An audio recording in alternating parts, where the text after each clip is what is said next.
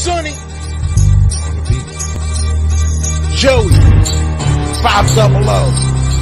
Got some goats in the field. Get ready for a shakedown. Prepare for a shakedown. We from Philly where they clap like huddles when they break down. Get ready for a shakedown. We underdogs, my guy. Kinda used to all the hate now. Prepare for it, man. Y'all get it. My QB got swag. My wideout is award winning. This fly Eagles fly. Joey and 500. Like and subscribe. Yeah. Here's a quote you can sing back. Shake squad up and don't be a dingbat. It's a shakedown. Don't you frown. Shakedown. Here comes Philly Shakedown. Let's go. What's going on, guys? This is the Philly Shakedown podcast with me and Philly 500. I hope everybody's having a fantastic day. We have the playoffs tomorrow, 1 o'clock against the Bucs. Philly 500, what's going on? The playoffs. What is happening, my man? What is happening? I don't know, man. I'm just ready for this game right now. I'm ready. I'm ready to run through a wall. Tom Brady, look at these eyes. Look at these eyes. We're coming for the meats tomorrow, buddy. I have a good feeling about tomorrow. We got a shot. We got a shot in this game. Enough talking. You know what I mean? We gotta get this going. Enough talking. I'm done with the talking. I'm just ready. I'm ready. It's going to be hard to sleep tonight, by the way. No, it is. But I'm so excited. Like, even watching everything that's been going on behind the scenes with the Eagles, all these big talks they've been having, and really keeping that camaraderie together, and really taking what we took from 2017. And it's not about one guy, it's not about two guys, it's about this whole entire team going into this game and stopping Tom Brady and the Tampa Bay Buccaneers. So I want to ask you, what is the one matchup? From our defense perspective, what's the one matchup that you're worried about going into this game? Well, the biggest concern I have is Gronkowski, right? You have Leonard Fournette, we should say, right? He's out. It was announced earlier today, so we know that. No Jones, he's out also. So I think Gronkowski, providing that the Eagles take Darius Slay and shadow Evans. Now, if they're playing zone and they're not doing that, then I have two big concerns. Gronkowski and Evans. I think you can neutralize Evans with Darius Slay. But Gronkowski, I think, is going to be a hard matchup. I just do. I don't know if we have the guys to do that. You know what I mean? Yeah, I don't know. They might, obviously put Maddox there. They could put, Anthony could bring Anthony Harris down if they want. I mean, there's a bunch of things they could do. I mean, we'll see. I think the one thing we're just worried about defensively is this team needs to get on a fast start. Not just offensively, but defensively, we're very nervous just a little bit, just because we can't wait until the second half to make our adjustments. And I don't know what he's going to do. Is he just going to, can you blitz Brady all the time? Do you have to stunt Brady all the time? Are you going to do a basic 4-man pass rush? They need to figure out what they're doing. They need to start using Jernard Avery a little bit more, move him around a little bit. They just need to rattle him. And really, I think the one thing they have to do is take away Tom Brady's first read. And I think if they could do that, they can get some pressure on him. I think Yeah, exactly. Oh, thank you. Yeah, hold on. I'm getting my COVID meds. Thank you. Uh-oh. I got all my meds here. Oh, Joey. I have, a little more home shot glass, by the way. But, yeah. See, I got to take all these stuff. This prevents me from getting the what. Because I'm starting to feel crappy today. But I'm sorry. I was distracted. But no, I was just saying, I think what we have to do is for defensively is really take away Brady's first read, and then I think we can get pressure on him throughout the game. So you need to pressure up the middle. That always causes the most problems for Brady. You have to get pressure. That's the key. Aggressiveness and pressure. You don't have to sack Brady 8 times. You just have to keep Brady from getting into a rhythm and killing you by 1,000 paper cuts. You know what I mean? Because he'll just deke and dunk all day. You got to get that front four is the key to this game, in my opinion, especially from a defensive standpoint. Yeah. So I think defensively for Tampa, they're down, I think, a couple corners. I know one corner ended up going back on the injured list. I think with something with a back or something. They could be down 2 corners for this game, but we know this defense in Tampa is not good against the pass. They're not good against the run. As of right now, I think on the outside they're really not good. They really don't play well. So not only they have a good defensive line to where they're very aggressive, but at the same time, not only that Tampa has to defend against 3-4 running backs, but they have to defend against Jalen Hurts and his legs. And I think Jalen Hurts can use the RPO. He can use the read option. He could get he could let them get aggressive, and he can use his legs and make something worth of it. Well, is the weather still looking like raining and thunderstorms and big winds? See, that helps the Eagles in the running game, in my opinion. And now you don't have Jones or Fournette. I think that's a big advantage, not only with the running game, the offensive line, but like you said, with Jalen Hurts. Jalen Hurts' ability to run and move, especially in those conditions, is big time. You know what I mean?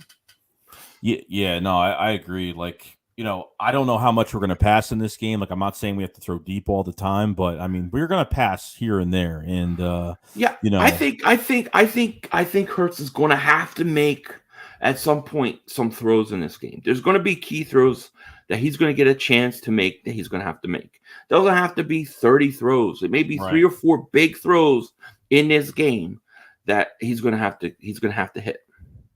I want Devontae Smith to have a really big game. I want Quez Watkins to get more opportunity in this game. Like, I've watched even the Bengals Raiders today, and the way he's Joe Burrow throwing to Jamar Chase. I mean, it's a crazy connection. Joe Burrow's a stud, dude. He is. I mean, dude, he's probably the best young quarterback in the National Football League. Really, he is. I mean, I don't know if there's anybody I would take say first 3 years in the league that I would take over him.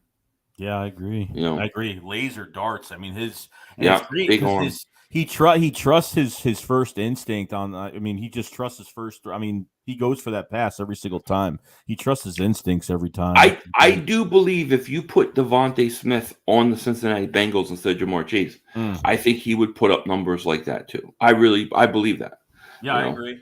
And that's not taking anything away from Jamar Chase. He's a great receiver.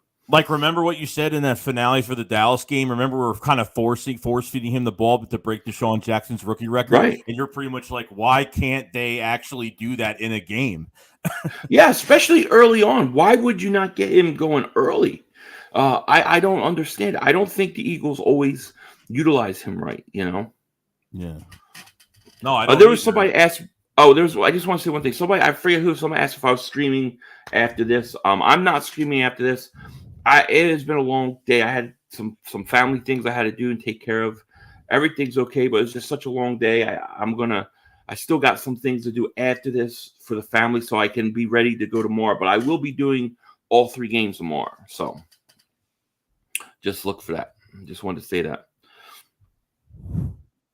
Philly 500. Mark Holmes is your daddy. Yeah, well, tell Daddy to send. Tell him to send alimony. Mommy needs money. Definitely. Gotta send the money. Mark Holmes needs to answer my bet. I'm waiting for his decision. Hopefully he'll be here. Hopefully. Yeah, so, even, there has been some news swirling around a little bit when it comes to the Eagles, and obviously, past the playoffs and everything like that. Jonathan Gannon has been asked to have another interview already for Gannon, which I don't know why he's got so much interest by the Minnesota Vikings now. Can we give the Vikings like a pick to get rid of them? I would, if the people are purely looking at the statistics, and I think the statistics are, I think that they don't tell you the whole story. I would love it to see him go. I just don't. I have no personal problem with the guy. I just don't like the scheme. Like my biggest fear going into tomorrow is how he's going to coach this defense, how he's going to call his game. That should not be my biggest fear going into the game, but it is. And I would love to see a more aggressive defensive coordinator with the Eagles. Yeah, somebody was telling me that Vic Fangio, he does a 3-4 scheme, which I don't know if he does. Oh, hold on. Yeah, I think he does, to be honest with you. Which I'm not really big on 3-4. Mark Holmes in the chat. What's going on, man? Yeah, Mark Holmes. Look at him. He says, you want to bet? You can't handle bets. Let's do it. I'm waiting for that answer. You could have put it in the first super chat. Now you're gonna have to put another super chat to answer. So thank you for the extra straddle, Dad. Scott Old. That's just Scott Old. Oh god. I don't want to. I really don't want to see you wear a Cowboys jersey. I'm not really. I don't want to. I don't want to wear one, but I have to take my shot. I have to take my shot to get it. But I did not get a chance at that belt. First time we played the Cowboys, Michael Anthony, Where's the Fitness, didn't have the belt. Pizzle did. Then they lost the belt. Then he lost the belt before the Giants-Eagles game. And then in that last game versus Dallas, it wasn't even worth betting because we played our starting practice squad. Super Philly 31 with the super chat. Appreciate it very much. Imagine Wee Williams from Chargers and Ridley from Falcons with Smith and Goddard in our run. We would be unstoppable next year. What would you rather have? Would you trade for a Calvin Ridley or would you go after a free agent wide receiver? I think it depends what kind of receiver. Are you looking for a big physical receiver or are you looking for another speed guy? I mean, I know some people say, "Oh, Ridley's not a speed guy." I think he's fast enough. If I could get Ridley for a good price, I'd do it. I would try because he's got 1 year left on his contract. He's cheap. You would have to probably sign him, but you could sign him and extend him so it doesn't hurt you too much next year. The only problem I have with Calvin Ridley is I don't know where his mental head is. Right. If he can't take the pressure in Atlanta, can he take the pressure in Philly? If that's what was going on. But I think Mike Williams would be interesting. Tyler Lockett would be interesting. Even Allen Robinson on the opposite of Devontae Smith. I'm all for it. They don't need to overspend, but they need to get a capable. Actually, to be honest with you, and I've said this before, I really like Quez Watkins. I wouldn't mind if you put Quez at the 2 and then you go invest in a guy to play the slot. Like a good slot receiver, you know, they could do that as well. So I mean, it looks like Big Play Slay has been talking to Devontae Adams a little bit, going back and forth. Allen Robinson, he's been kind of being the the talk of maybe having some good relationships with some of these receivers and I think the Eagles are an attractive destination. I think there's a lot of guys out there that like Jalen Hurts. That would want to come and play for Jalen Hurts. The Eagles, let's face it, they got 3 first-round picks. They're going to have money. The Eagles are an ascending team right now. So pick. So, I think they're going to attract guys. It's just a guy like Devontae Adams is going to cost you so much money. I know that I can't see it. I'm hearing a 4 or 5 year deal, $93 million. Like that's what I heard. From how he's from when it goes to obviously they base the pay upon his yardage and there's like a scale for it, so it'd be like an overall $93 million contract. Yeah, it's a lot of money. It's a lot of money. We got super chat from Adam Scott. What's going on, man? He says sorry about that. I said that's the Denzel face, good looking dude. That's what I'm saying. That's the Denzel face for sure. Denzel face look exactly like him. Whoa, Denzel's looking at us. He Super Philly 31 with the super chat. Appreciate it. He says I want both Williams and Ridley. I mean, you're not going to get both. I mean, that's not going to. You're not going to get 2 receivers. I mean, at this point, I don't think that. Not that. No, not those guys. No. I really think Quez Watkins can still play. I wanted to continue to develop him. Yeah, no. I don't know if he'd play good in the slot either, but I mean, I agree with you that there'll probably be some players to be, this would be an attractive destination, especially to play with a good mindset, a good mentality with Jalen Hurts. And the question is what edge rushers are available. Right. That is where I want to go. Number 1 target free agency, number 1 target in draft, because especially if you're going to keep Jonathan Gannon, you have to get pressure without blitzing. So you have to massively, whatchamacallit, you have to massively upgrade your defensive ends. I agree. We have super chat from Super Philly 31. What's going on, man? He says, show the NFL Hurts could throw with real weapons. At this point, I'm not trying to go into the draft again this year to draft a receiver. Like there's some fans out there that want to go like into the fourth, fifth round, you get another receiver, which I don't mind if they do that. I mean, hopefully with JJ out of the building next year, or on practice squad, or Reagor needs more competition in front of him. We need to see if Reagor's going to step up, which obviously probably not, but we need to put something in front of him that will make him work harder for his spot. Not just put him in a game because he is a first-round pick and they're just trying to get something out of him and trying to justify this pick as well as JJ. So I don't know, but all I know is this could be. I don't want to talk about the offseason yet, but it's going to be a fun offseason. It's going to be a busy offseason. Yeah, it is. It is. See, Paul Mancini says pursue Hassan Reddick. Yeah, that's the guy. That's the guy I would. That's been your number one guy, pretty much. That's been your number one guy. Yeah, because I think he could play 4-3 or 3-4. I know he's played a lot more 3-4, but I don't think it matters. I think he's a legitimate edge rusher, man, and that's what you need. And if you could get a guy like that, and then here's what I would do in the draft. I would take my 3 first-round picks. I'd take one of those first-round picks, trade back for like a second or third, and a first the following year. Then I'd take 2 of those picks, and I would try to move up as far as I can and get the best edge rusher I can. So I'd come out of this free agency and offseason with 2 edge rushers for the future. That's what I would do. Yeah, and we don't really know, even if Brandon Graham could come back on a veteran minimum deal, like coming off an Achilles injury, we don't know if he's actually going to play well coming off of that. I don't want to put all that pressure on him either. You know what I mean? No, definitely not. And then obviously Josh Sweat needs to. I mean, I think Josh Sweat's playing so far. I mean, he's gotten some pressures. He's been better the last few weeks, right? But overall, I think he's a good rotational guy. I don't know that he's a legitimate 10+ sack guy. Maybe he can turn into it, but I don't want to count on him alone. Mark Holmes, what does he say? Okay, son, I'm going to take my 6-0 betting record for the season and put it on the line. Let's do it, Mark Holmes. Let's do it. It's on. I'm coming for your meats. Coming for your meats. And I'm coming for my belt. This is going to be the first opportunity that I had all year to win that belt back. So I'm very excited. Let's do it. Oh, I can't wait until tomorrow. The thing is, the Eagles play tomorrow, and then it's the Cowboys game right after. So I'm going to either be really miserable watching that Cowboys game or be just in the greatest mood ever,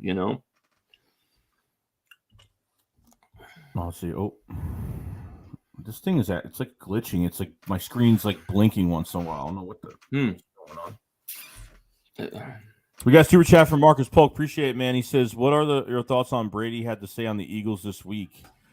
Was it that we're a good team and they kind of just like saying good things about us, or I don't know if he said something new about us this week. I don't know. Well, I saw a thing where Brady was interviewed and he's saying when he says good things about somebody, it usually because he's that's the guy he wants to attack. Now, I don't know that it necessarily means teams. But I mean, I think he remembers that the Eagles beat them, and I know there were things he said with Foles. To me, it doesn't matter. Brady is Brady, so he's going to go out regardless of whether he says something or not, and he's going to do his thing. So it doesn't matter. Nobody is giving us a chance. I mean, nobody's giving us a chance. I haven't seen anything outside of NFL Network. I mean, I've watched almost everything, and nobody's given us a chance. This team is not going to give enough fight. That this offense is not going to produce, even with a good run game, even if the number 1 NFL rushing team in the league right now. And this defense obviously is a big question mark because every game, consistently hasn't been great. Is the Eagles defense giving us enough? Mm-hmm. I don't know if they're giving us enough. Probably not. But our offense has to be productive for our defense to. I feel like we give gas for this defense to make some plays, to do some good things during games. Here's what I. This is my fear. This is what the Eagles have to protect. Nobody's given us a chance. We're 8.5-point underdogs, And I think we're set up to go in and punch this team in the mouth. But the thing that worries me is I believe the Eagles will come out. I believe that they will. They're going to probably try to throw up points because the Buccaneers are vulnerable in passing defense. Then again, if it's 25-mile-an-hour winds, we'll see. But the problem is when these teams in the past, when these teams come out and their quarterback's throwing for 80%, and you're having games where they don't even punt the ball. And if they're going down and scoring touchdowns on every drive and points on every drive, it's going to eventually take your running game out of the game. Right. And that's when we're in trouble. We've got to come out and find a way to be more aggressive, keep Brady from getting into a rhythm. And then on offense, control the ball, control the clock, keep them off the sideline. Let them sit in that rain and that wind on the sideline, on the bench. Have 7-8 minute drives. If we do that, if we go into this game, if we go into the fourth quarter, I think down 7, we got a chance to win. We got to keep it close. Yeah. That's to me is the whole thing. Well, I think another thing is I hope with Nick, we don't, if we have a lead, don't be conservative. Don't play it safe. No, don't, right. Because he's done that in a few games this year. Yeah, he has. You got to, you can't play to run the clock out. You're going to have to play to kill this team. Right. It's going to be a close game. I think it's going to be closer than people think, but nobody's giving us a chance. And that's why I like it. That's why I like our chances. Oh, I just messed up. Sorry about that. We got super chat from Super Philly 31. Appreciate it, man. He says, against 2 bad teams, we sucked in the first time we met and then beat our practice squad. Mark, you're delusional. Mark's very delusional, but he accepted the bet. I love it. That game, we weren't even worried about that game. We knew what was going to happen the day after we played Washington when 12 people were on the reserve list, and we kind of knew what was going on, that they were going to sit everybody out. So, yeah. I mean, I don't even worry. That Cowboys game was practice squad game, so I'm not even worried about it. What I'm worried about is I just worry about Jonathan Gannon. He's my number one concern tomorrow. Yeah.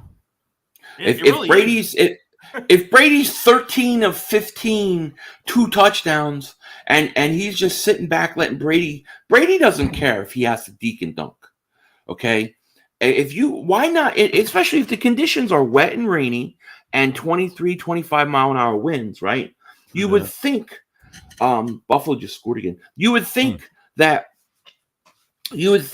playing up, playing close, trying to keep everything, tight would work out perfectly, because what are they going to do? Go over the top? They're going to throw downfield in 23, 25-mile-an-hour winds. Chances are he's going to underthrow or overthrow a lot of balls. So you have to take advantage of that weather. Yeah. But if he's 13 of 15, 2 touchdowns, and he's just deking and dunking all the way down the field, he has no problem doing it. You're going to have to take chances on defense in this game. Yeah, they're going to have to try. Yeah, they're going to have to take chances. They're going to have to blitz there. I mean, as much as you don't want to, because it could give up a big play, because that's what Gannon does. He's cautious with the cornerbacks, moves them back too many. You moves them back, plays prevent. Don't play prevent against Tom Brady and be cautious, because every underneath throw is going to be completed. I don't care if they don't have Godwin for the year. I don't care if they don't have Antonio Brown anymore. Like Scotty Miller and Perriman. Yeah, Scotty Miller's a deep threat. He could run. We talked about Perriman if he became a free agent. He was a target for us. So last year, so he's got potential. Good offensive line that protects Brady really well. They have good offensive line. I think you got to shadow Evans. I think I want Slay on Evans. Take him out of the game. Focus on Gronkowski, and then a Fletcher Cox has to be Fletcher Cox tomorrow. Yeah.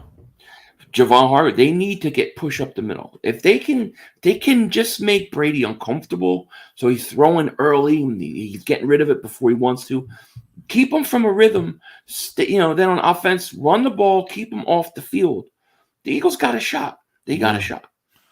We got a super chat from Adam Scott. Appreciate it very much, man. So I'm giving y'all a chance, especially with the weather. I hope y'all run over Brady's face. Why Thank is a you. Cowboys fan rooting for the Eagles, you ask? Because F Yeah. Brady, that's why. Actually, if I was a Cowboys fan, I would be rooting for the Eagles tomorrow too, because if the Eagles beat the Buccaneers, and the Cowboys beat the Niners, the Cowboys get an extra playoff game at home. Right. So it's huge for the Cowboys, because if you don't have to go on the road, either you're gonna either play at home again the following week, you're gonna play probably the Rams or the Cardinals, or you're going to play Brady on the road. So to me, if I'm the Cowboys, I would want that extra home game. Yeah. We got a super chat from Israel Roca Rico. What's going on, man? So, would y'all prefer Eagles drafting a receiver this upcoming draft, or go for a veteran wide receiver with the offense next season? I'm really aiming for a veteran receiver, somebody that's already a proven talent this way, because then we already know what the player brings to the table, and obviously, someone that has like a Devontae. I'm not even really saying Devontae Adams, but Mike Williams. Some of these other guys that you have out there could really put in some good work with Devontae Smith. And that's why Philly 500 says that, these receivers can be intrigued coming to Philly because of Jalen Hurts. And I think, with the Allen Robinson that's out there, I mean, there's plenty of them out there. You just got to take your pick. If you want to trade for Calvin Ridley, you want to give up some draft capital, work on a new contract, an extension. I think Calvin Ridley has another year on his contract. I'm not sure. I thought he had one more year left when I checked. So if that's the case, and they can extend him, less the cap hit a little bit, and get things going. But or they want to give Quez Watkins another chance. But all I'm going to say is this: if they go into the season next year, they get a veteran receiver, and we're not getting enough production from these guys, then we have a problem. If it's just going to be running backs and tight ends, I'm going to have a problem. We got to get receivers in the flat. We got to get receivers in that open space. We got to make plays. Got to do it. Yep. I agree. I would focus receiver in free agency, and I really would focus defense heavy early first round and second round. Now, if there is some rumors out there that Steven Nelson could walk and obviously guarantee more money towards him, going to next year, because I don't think Steven Nelson's actually been a solid corner this year. I know teams have. I think he's been fine. I think he's been fine. I have no problem. I would, if I could bring him back on a decent deal, I would. But I mean, depending upon how the draft falls, I mean, we have no idea. It could be a situation where you could get pass rushers go really early, yet a couple corners are there. So it just depends how the draft falls. But if I could get him cheap, I would, because I think a better pass rush would negate some of the things, with him. Because there's no point in paying guys like Fletcher Cox and paying guys like Javon Hargrave if they can't get any pressure. It's hurting. It's not just hurting your wallet. It's not hurting your cap space. It's going to hurt, your defense, especially you don't have any, defensive ends that really could, you don't have that good edge rush. I mean, even seeing that Bengals game today with some of these guys, they had really good, Bengals defensive ends were killing it today. I like to see that. I really don't see our defensive ends getting around the corner and stripping the ball. Like, I don't even know if it's happened once this year. I don't even remember if it happened once this year. I mean, how many sacks did I don't even know what Josh would have, 6 or 7 maybe. Yeah, I thought like 5 or 6. 5. Something like so that. so I mean that was your best edge rusher. You need a guy. I think you need a 10 to 13 sack guy on the other side, and then you need a guy like a Brandon Graham who's a 7 to 9 type guy, but really good against the run. You need those guys. Right. I agree.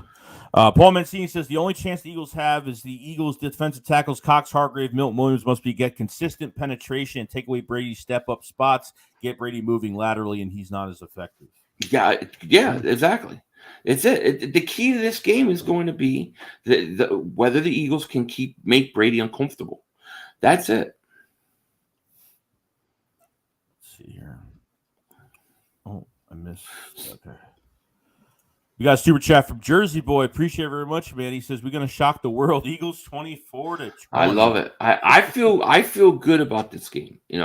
I do. I feel good about this whole season. I feel good about where this team is and going forward. I mean, this is going to be an exciting game tomorrow. Exciting all season. Exciting draft, which we'll be doing our draft again like we did last year. It'll be fun. But I mean, it's going to be a lot of action. Last year was really like nothing happened. Right. Well, yeah. We haven't. You see a fight back team. You see a resilient team at the end of the year. That's what that we see in the past 5-6 games. A big resilient team. So. Right. Yeah, super chat from Will Jones. What's going on, man? He says, "What up, fellas? Yo, Philly, how'd you get sick? Hopefully, you get better soon for tomorrow's stream. Shout out to you and Joey both, dude. Much love, man. Much love. I don't know if I'm. I don't know if I'm sick. I don't feel hot. I feel more. It's just like it feels like more of a cold right now. I'm not gonna say it's anything. It just maybe just a little bit of a cold. We'll see if it gets worse. But I'm all right. I'll make it. I'll live. Yeah, I hope you don't get it because I'm still miserable right now. I've gotten through the worst of it, but I'm still miserable right now. So. Yeah, part of me is like, let's just get this thing going. Let's get it over with. No, I don't have that Antonio Brown burner account. Not that I know of, anyways. I just the beginnings of a cold coming on, but I'm taking a lot of little vitamins and stuff. We'll see if I can knock that out by tomorrow. I ain't gonna take a test, not yet. We got Joe in the chat. Togashi legit kicks. What up, Joey? Fat Boy Shakes at Tubby 500. Ha, bro, your poll is wrong. Bucks are going to beat the Eagles, boys. But our bet is on you win, booze. I win, you get a wedgie. He's been talking about this wedgie. What the hell? Wedgie? You're gonna give ourselves a wedgie? What the hell? I don't know. I have no idea. Adam Scott with the super chat says 500 is sick from eating all Mark Holmes meats. He didn't cook them well enough. We have 222 people in the chat. Much love to everybody that's in here. Got a big game tomorrow. If you haven't subscribed to the channel, please subscribe. If you guys haven't liked the stream, please like the stream. It does help out the channel a lot. If you guys haven't subscribed to the better half of the Philly Shakedown podcast, Philly 500, his link is in the description below. Make sure to check out his stream tomorrow. Both of us separately will be streaming the game tomorrow. So poke in, say hi. We will be around, and hopefully we'll do the shakedown tomorrow night on Philly 500's channel, and hopefully on a really good day. Hopefully. Oh yeah. That's what I'm hoping. Yeah. Paul says drink some more eggnog. I have some more actually that doesn't expire to the 17th, but I'm pretty much eggnogged out. That's the question I have. Why does an eggnog like milk expires in like a week and a half to 2 weeks? Why does eggnog take longer to expire? You notice that? I think it's about the same. Sometimes you can. I don't know. But I found some right before New Year's and it expires 17th. But I'm like eggnogged out, dude. I'm not gonna lie. I don't think I could drink anymore. What's the biggest surprise from the Philadelphia Eagles this year? It could be a player, it could be a coach, it could be. I think there's to me there's two things. The coach. Mm-hmm. I think the head coach. You hear coaches always say, a lot of good things, right? They'll say a lot of good things when they get hired. And we're going to do this and this and that, but they never do it. Nick Sirianni actually did it. Yeah, he actually adjusted his offense to fit, his play calling and stuff to fit what his team does best. I think that was huge. The other is I think Jalen Hurts' development, because Jalen Hurts developed before our eyes. I really think that Chargers game, that second half of the Chargers game, I think he really started to come around, and I think that the upswing he took at the end of the year was huge. So those two things. Now, I'm not willing to say, is he a franchise guy? I don't know. All I can tell you is that Jalen Hurts deserves next year, and we'll see from there. But I think those would be my two big surprises. Good surprises this year. So when you talk about Jalen Hurts, when you go into next year and he's a starting quarterback again, so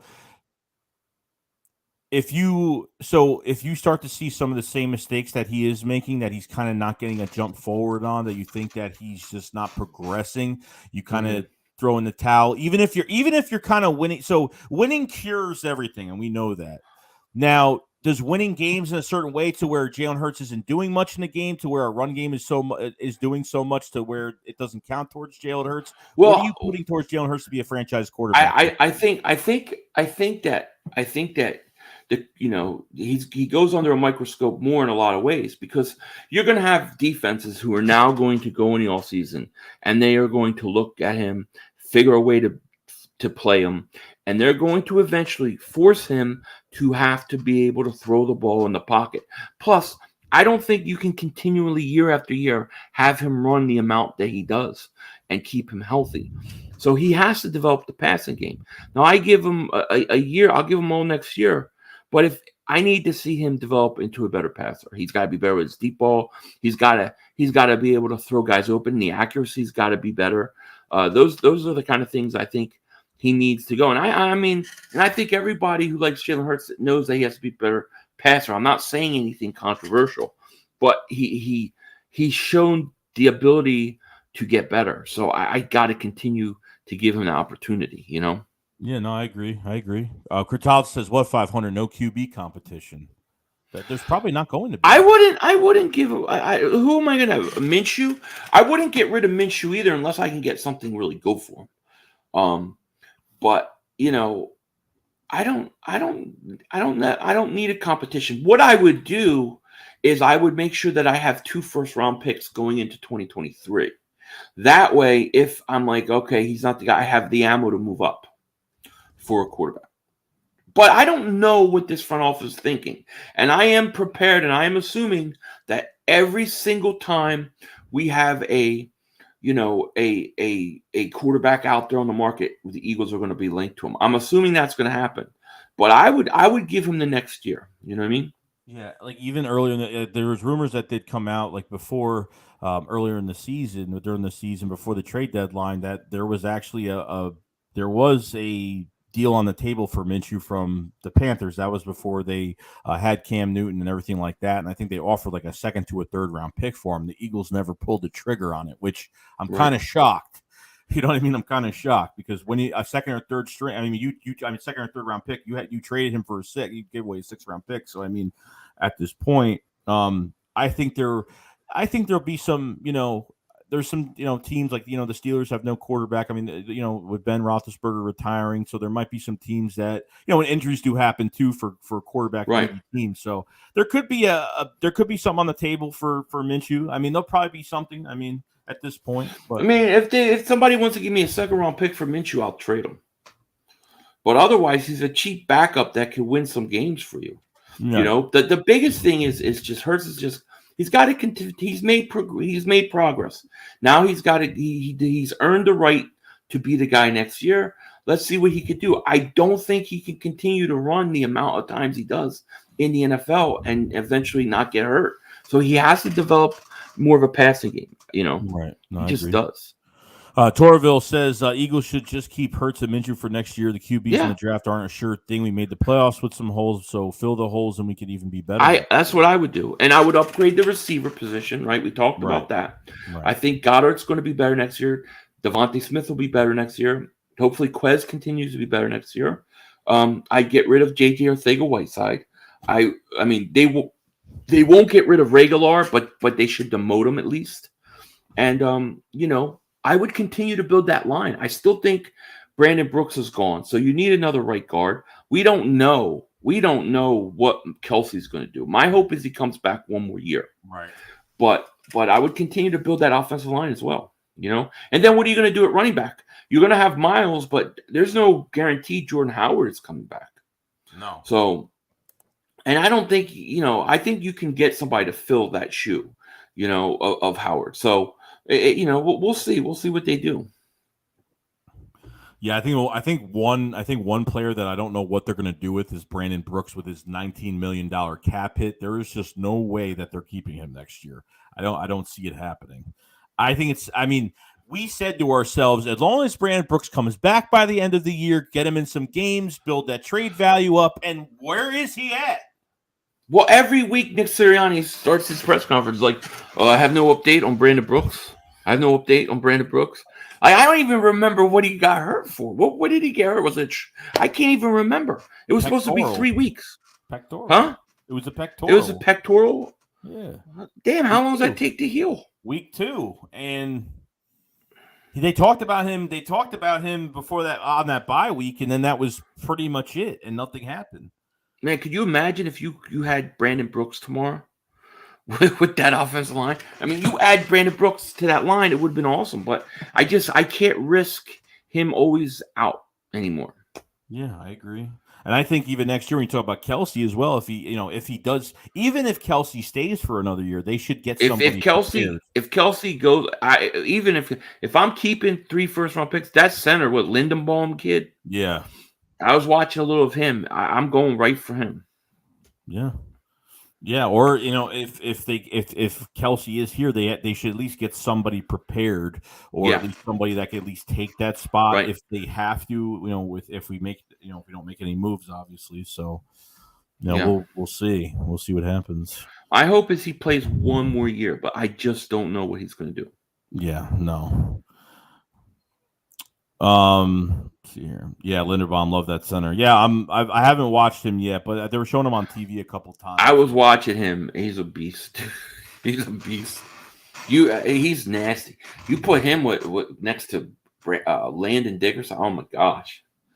Oh yeah. But I want Kelsey 1 more year. I just want to play. He's still the best center in football. He can play another year if he chooses to. Mm-hmm. Yeah, like even Dickerson's one of the biggest. I didn't know what was going to happen with that pick. I didn't know if he was going to work out or whatnot. But Dickerson, man, oh my God! I mean, he got forced in that week when Brandon Brooks got hurt. He was forced into that game, and I didn't think he was going to go in. I thought Herbig was going to go in, and Dickerson goes right into that game, week 2, home opener. So. Yeah, that Lindenbaum's good. I mean, the whole thing. I remember the draft. The whole thing with Dickerson was, will he stay healthy? Will he stay healthy? If he stays healthy, he's a beast, and he has. So that's good. We got Legend Killer 5 with appreciate it, man. He says, get Reagor working with Smith and whoever he works with. Work with somebody like T.O. If Rice Seville, we got to bring the beast out of him. Get a damn exorcist.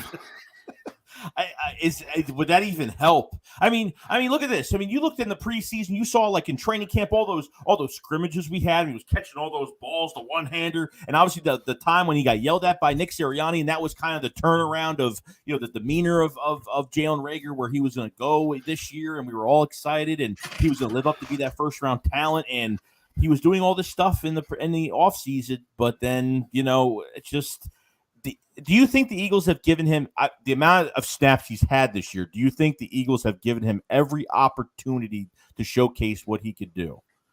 Yes. I think the Eagles have treated him better than they've treated Devontae Smith. Oh, definitely. I mean, they have tried everything, and every time they do, it hurts us. Every time.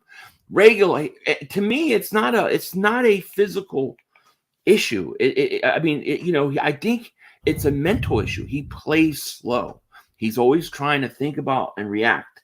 I think Reagor. I think he's another Nelson Aguilar, but Nelson Aguilar was a little better. I hate to say it. I mean, it's actually sad because like Greg Ward can come into a game and make catches, and this guy, I mean. That Giants game was probably the game where he could have at least the fans could have been on his side after that night with two throws towards his way. Well, you look at Reagor's college tape, and he's fast. He's very fast, and that's what you're supposed to get. When he's on the field, he looks slow, and it's because he's thinking too much and trying to react instead of just go. And that's the whole question with him is I think it's mental issues. If he can overcome that, there's talent there. But, man, I don't know that because Justin Jefferson goes out and has a game with 15 catches that you need to go force feed Jalen Reagor. He's not him. You screwed up the pick. We just got to admit it, Even Brandon Ayuk. Brandon Ayuk is a stud. He is. I mean, damn. What I really hope they don't do tomorrow is waste time throwing to that's what I don't want them to do tomorrow. I wouldn't even start Reagor tomorrow. No. I would put Greg Ward in the slot because at least he can catch the ball on third down. And I would put Quez at the outside and Devontae on the other side. And that was how I would go. Reagor would be my fourth receiver tomorrow. Yeah. I don't want to waste time throwing to. I don't want to waste time throwing to him. Like if he's not going to make any catches, I don't trust him. Like in a valuable game like this, if they start throwing to him, then he does. They try the end arounds and right and all the receivers. It's like, dude, always losing yards.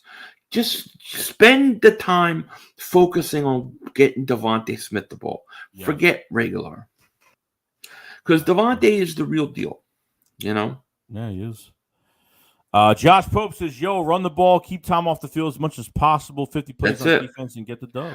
That's it. You keep him off the field, keep him from getting a rhythm, let him be sitting on the bench with his hands in his pocket warmers, in the rain, in the wind, and keep him off the field. I agree. Orgrave with the super chat says, just joining, thoughts on Sweat playing, traveled. Well, yeah, that's a good point. Two guys we really haven't talked about that we should is Sweat and Miles Sanders. Let me say this about Josh Sweat. In my video earlier in the week, I said that I thought he was one of the X factors in this game, one of the keys in this game, because if he can get pressure around that edge, with a push up the middle, it'll give Brady, it'll give him trouble. I don't trust Derek Barnett to be able to do it. I don't trust anybody else. I think it has to be Sweat. And then he has a practice, all week.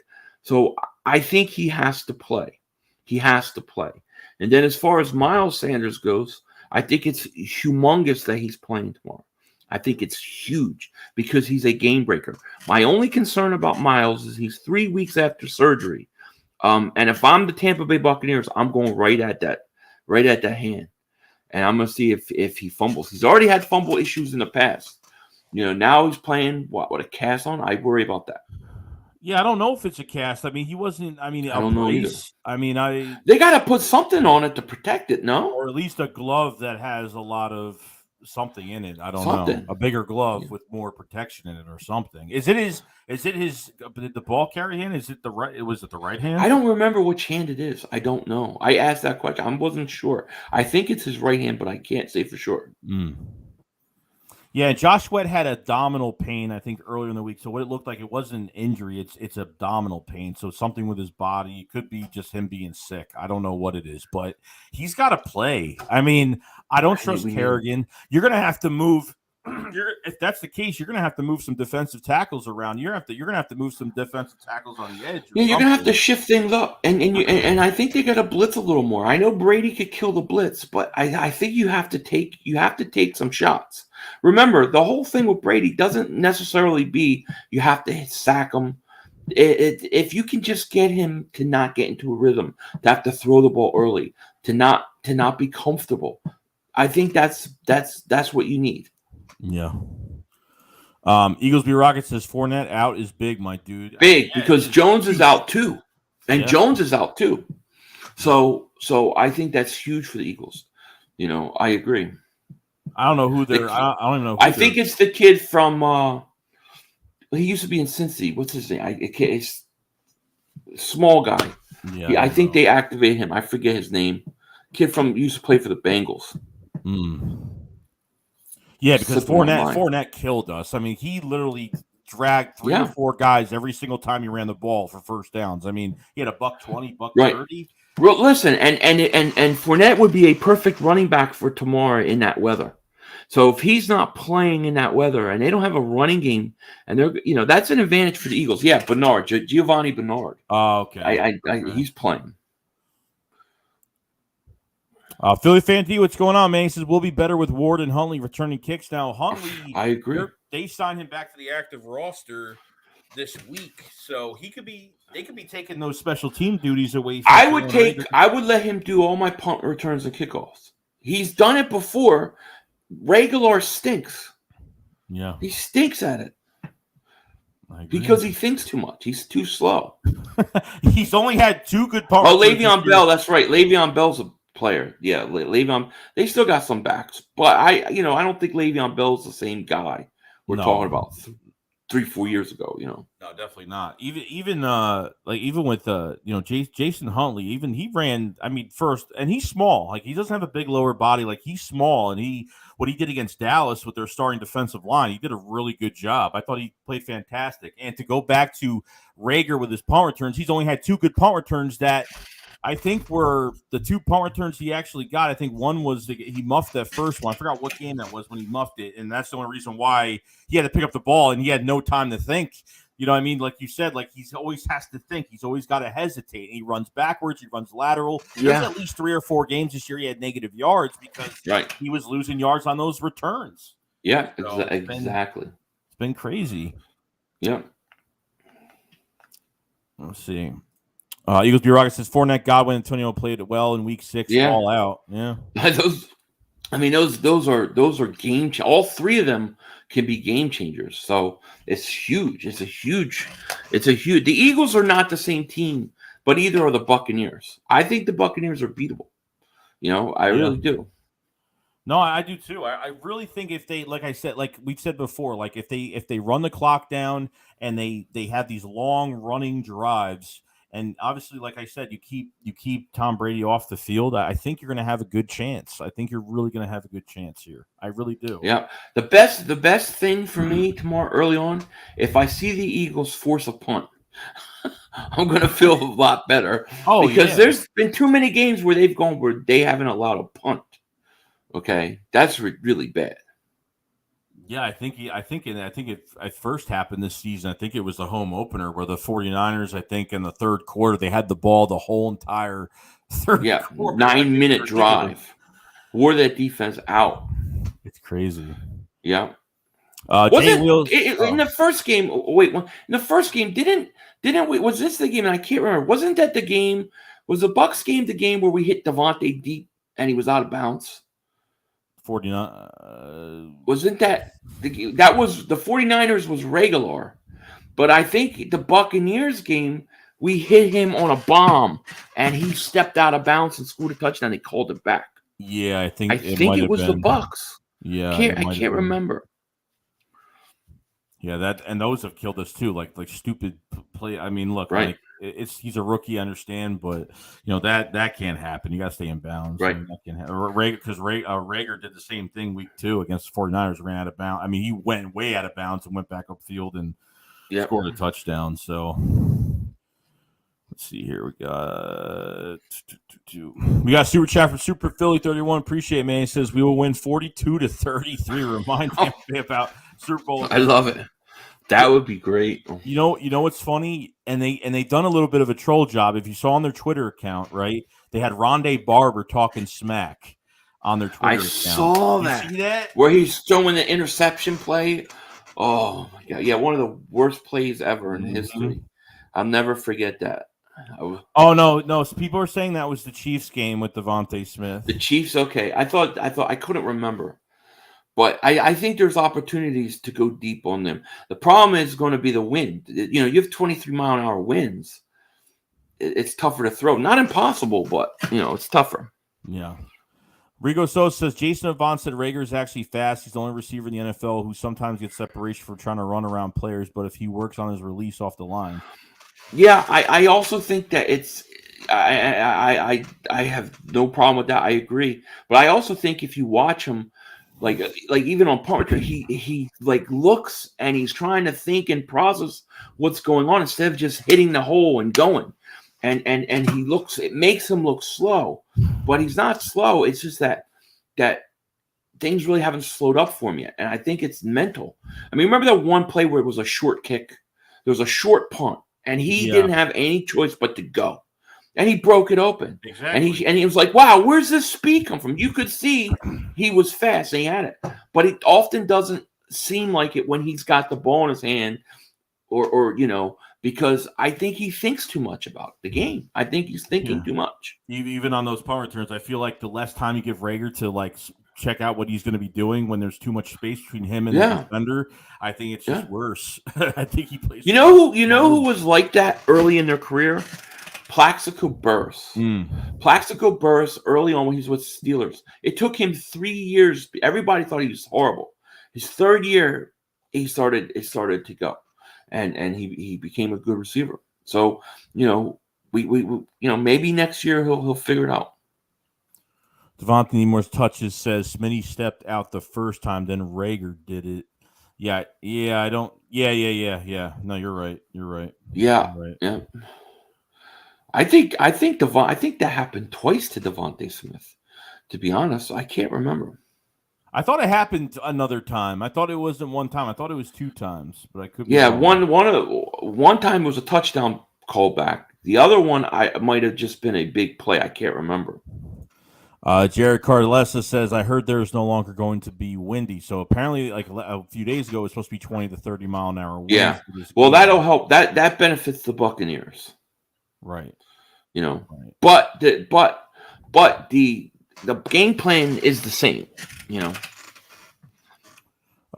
We have 264 people in the chat, and much love to everybody that's in here right now. If you guys haven't subscribe to the channel for Eagles content every day. If you guys haven't liked the stream, please like the stream. If you guys haven't subscribed to Philly 500, his link is in the description below. We will both be streaming the playoff game for the Eagles tomorrow at 1 o'clock. Eagles versus the Buccaneers, and we will have the Shakedown tomorrow night on Philly 500's channel. Hopefully, celebration. Yeah, tomorrow really celebration. I'm gonna be. I'm nervous right now. I'm gonna be nervous tomorrow morning. It's gonna be a nerve-wracking. It's gonna be a lot of time that we're gonna be thinking about if this defense. Like, really, all I'm thinking about is this defense. Like, really, the defense. My number one concern is how the Eagles are going to come out and play. That's it. I mean, look, I'm not saying we got this is a very hard game, but I just feel like Jonathan Gannon always makes things worse because his style. If you're really going to say, hey, Brady, we're going to let you do whatever you want between the 20s, but when you get to the 20 in the red zone, we're going to keep you out of the end zone. I think that's a hard thing to do with Tom Brady. Yeah. He's seen it all. I don't want to put Brady in that situation. I want Brady to, from opening drive, to feel uneasy in the pocket, to feel like the pressure's getting in. He's got to throw it early. He's getting rid of the ball. He's, because you got these receivers that, a lot of those guys haven't played long enough with him. They don't have the greatest chemistry. And what he's going to do is he's going to look for Evans and Gronk, especially Gronk. I think if you put Slay on Evans, you neutralize him, then it's about Gronkowski. Gronkowski killed us in the Super Bowl. And I think he'll have a big day tomorrow. But I think that's how you do it. Yeah, and then they have to figure out. Obviously, of course they study the other receivers like Perriman and obviously Scotty Miller, a big deep threat. So they have to figure out what's a good combination. I don't know if Steven Nelson's gonna be able to cover Scotty Miller if that's the case. So I mean, I don't know. So the pressure is going to be really important. And if Jonathan Gannon doesn't make adjustments early, at least if they give up a few plays and they start fighting back and they start, getting some tackles behind the line of scrimmage and they start pressuring Brady, I'll feel better. But if they just disappear for 2 quarters or more in this game, it's going to go downhill real quick. And then we're going to have to rely on this offense to go back and forth in a chess match. I mean, that's right. That's what we're going to have to do. Absolutely. So totally agree. Yeah, I mean, other than that, guys, like we're ready. I'm ready. I'm ready to shock the world tomorrow. I'm ready to take Tom Brady out of the playoffs tomorrow. They get this win tomorrow, and look, and they talked about it. There's not a lot of. It's a young team. There's a lot of guys that haven't been in an NFL playoff game yet. Either they're a rookie, a second-year player, whatever. Yeah, they've been to national championships before. So I love the energy. I love the energy from some of the players like Devontae Smith and Quez and some of the guys that talked about, they're treating this like an extra game. And most importantly, I think a few days ago, Nick Sirianni said something really important that I really did like, was that he's treating this like another game. You play how you play in the regular season. You play the same way in the playoffs. You get to that playoff game, you play the same way as you did in the regular season. You don't try to be conservative like there's playing teams out there that played well in the regular season. They get to the playoffs, they play conservative, they play cautious. They change the whole game plan. You use the same formula of how you were successful in the regular season to the playoffs. And that's what I really liked about Nick Sirianni and what he said. I do. I agree. What did you think about before we end? What did you think of what Jalen Hurts said this week? There were a few things, right? You had was it Jeff McClain asked him about high school high school play. I was like, what are you? Why would he do that? It was such a dumb question. I loved how Jalen Hurts handled it. And then they were asking him about when he first saw Brady, and he's like, I don't remember. Like, I kind of like his attitude. Like, he's like, I get the sense he's ready for war tomorrow. He's all business. That's it. You know what I mean? I love that. I love it. He's all business. He's ready to just play. Like Jeff McClain's asked some stupid questions. Like he's pissed off a lot of players. Like he's done some. I believe there's an old. I believe from the NFC. I believe Jeff McClain interviewed me once. Back in the day, it was the Eagles Tampa. I was at a bar watching the Eagles Bucks, and I believe it was him for Comcast Sports Philly. Shit. And I think it was him. I want to dig up that old interview if I can find it. But I was on TV, and they were asking me about who I blame for the loss, McNabb or Andy Reid. I was like, I blame Andy Reid. I was all drunk. I was so pissed off. Even when he questioned, I remember it was like early in the season, he questioned, I don't know if it was last year or this year. I think it was this year when he asked Fletcher Cox like a question, but apparently Jeff McClain put out a report about Fletcher Cox. They didn't have it anymore and they should trade him. And I guess Fletch hurt. I guess he saw that, that he put that out there. And so when he asked a question about something about on that press conference, he just totally ignored it. That's why Nelson Aguilar and Nate Gary keep refusing to come on my show. I want them. I know. So, any last words before tomorrow? Anything? Any last message? Pain. Pain.